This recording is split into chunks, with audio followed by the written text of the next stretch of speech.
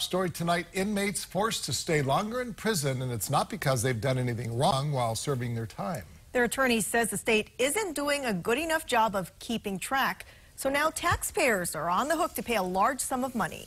Manolo Morales explains in tonight's top story. Manolo.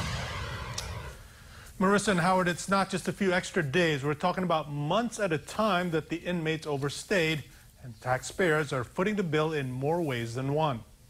349 days, and 365, 219 days. Attorney Miles Briner has 4 cases pending against the state for what's known as inmate overstay. The lawsuits say that altogether, all 4 inmates spent more than 1,000 days past their release date. You'd think that given the digital age that we're in, that we would be able to account for inmate time.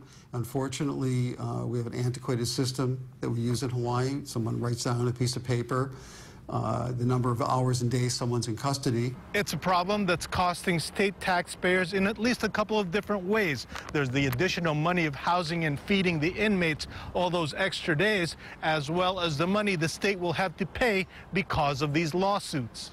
A study done 2 years ago estimates that it costs the state $140 a day to keep each prisoner locked up. The 4 inmates who filed a lawsuit overstayed 1,029 days, which amounts to more than $144,000 in additional costs. As for the cost from the lawsuit, Briner says it could be millions of dollars, although he's still negotiating with the state. All our discussions with the state have been, frankly, insulting.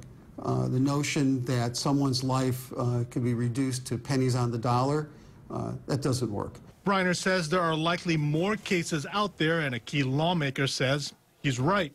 Because of fear and retaliation, they're not suing the state, and they do not want to come forward, but there are other individuals who have been held beyond the sentencing timeline. Representative Luke says it's troubling and plans to ask Department of Public Safety officials what's being done about it.